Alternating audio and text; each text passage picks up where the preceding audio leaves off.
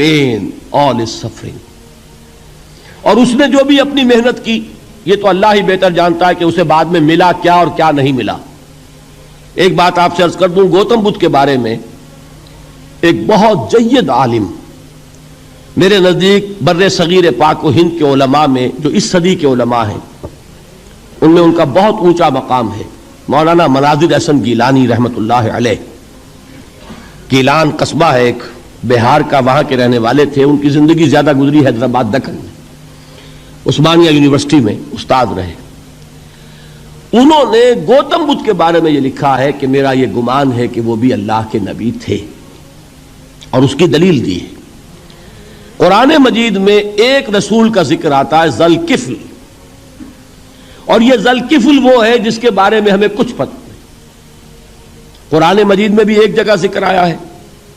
Number دو یہ کہ کسی حدیث میں اس کی کوئی ہمیں وضاحت نہیں ملتی، نہ حضور سے پوچھا گیا نہ حضور نے اس کی وضاحت فرمائی. اب یہ ذوالکفل ہے کون؟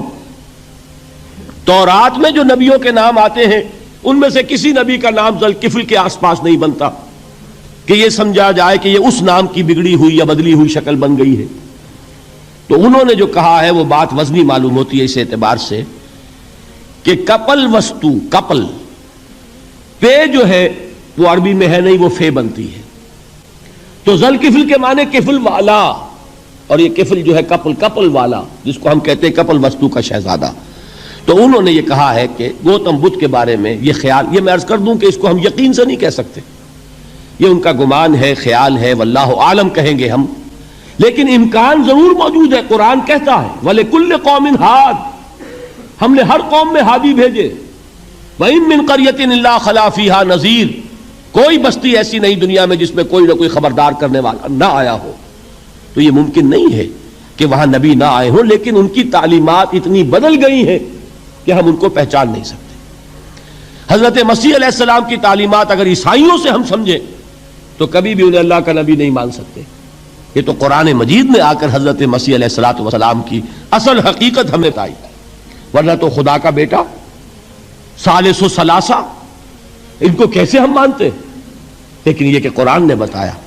تو جان لیجئے ہو سکتا ہے کہ گوتم بدھ بھی اللہ کے نبی ہو، لیکن ہو سکتا ہے کہ درجے میں کہیں گے، یقین سے نہیں کہیں.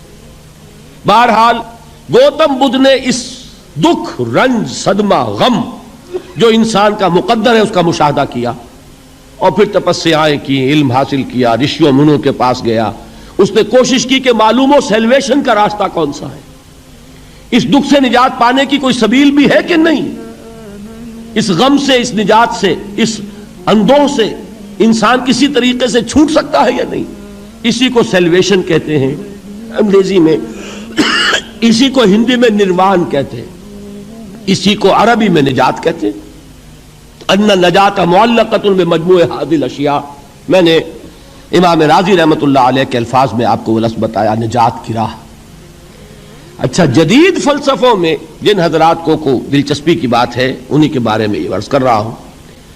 جدید فلسفوں میں بھی ایک فلسفہ ہے وجودیت، ایگزسٹانشلزم.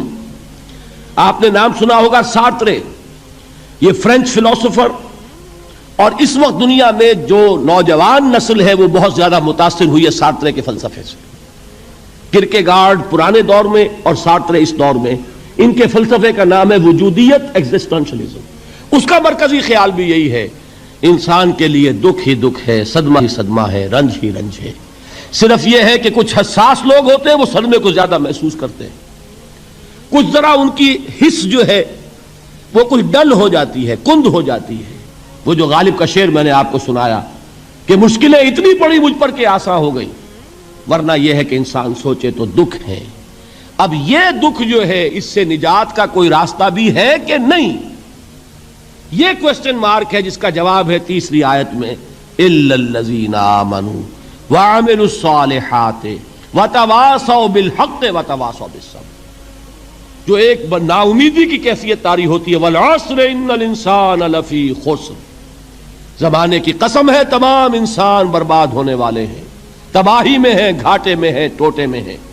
اس سے جو ایک مایوس کن صورتحال سامنے آتی ہے، اس مایوسی سے نجات دلانے والی آیت ہے تیسری آیت. ایک راستہ ہے، یہ امید کی کرن ہے، تباہی سے بچ سکتے ہو، ابدی بربادی وہ بربادی۔ یہاں تو یہ ہے کہ ہم نے مشقتیں اٹھا لیں، فاقے جھیل لیے، تکلیفیں برداشت کر لیں، صدمے برداشت کر لیے، لیکن موت آئی، اس کا خاتمہ ہو گیا۔ لیکن اس کے بعد اگر خدا نہ خواستہ جہنم میں جھونک دیے گئے، وہ ابد الآباد تک کی، وہ ہمیشہ کی جلن۔ قرآن کہتا ہے کہ اگر ایک کھال جل جائے گی، جھلس جائے گی، اللہ اور کھال دے دے گا۔ دیکھیے یہ بھی جدید دور میں آپ کو معلوم ہوگا، بورس بکائی نے جو کتاب لکھی ہے، دی فرینچ سرجن، اس نے ثابت کیا ہے کہ قرآن مجید نے جتنے نیچرل فینومینا کا حوالہ دیا ہے وہ بالکل سائنس کے مطابق ہے۔ آج ہمیں یہ معلوم ہے کہ حس جو ہے وہ صرف کھال میں ہوتی ہے، کھال حساس ہوتی ہے، کھال اتر جائے نیچے جو ہے گوشت جلے گا، آپ کو تکلیف نہیں ہوگی۔ معلوم قرآن نے کہا ہے کہ جب کھالیں ان کی جھلس جائیں گی ہم نئی کھال دے دیں گے تاکہ وہ سوزش جو ہے، وہ جلن کا احساس برقرار رہے، وہ ختم ہونے نہ پائے۔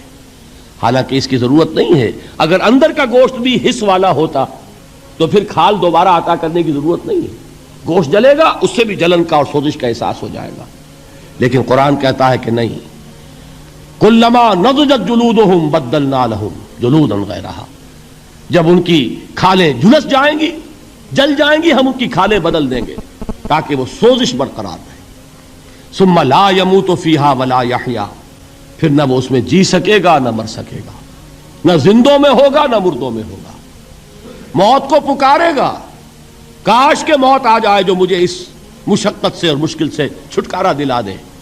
وہ موت جس سے اس وقت ہم بھاگتے ہیں، اگر خدا نہ خواستہ اس جہنم میں جھونکے گئے تو پھر موت کو پکاریں گے اور موت نہیں آئے گی۔ اس عذاب سے، اس ابدی ناکامی سے، اس خسران سے، اس ابدی ہلاکت سے بچنے کا کوئی راستہ ہے؟ وہ جو میدان حشر میں پکاریں گے لوگ، این المفر، کوئی جائے فرار ہے، کوئی جائے پناہ ہے؟ وہ جائے فرار، وہ جائے پناہ اس دنیا میں اللہ نے ہمیں عطا فرمائی، اسی کا نام صراط مستقیم ہے۔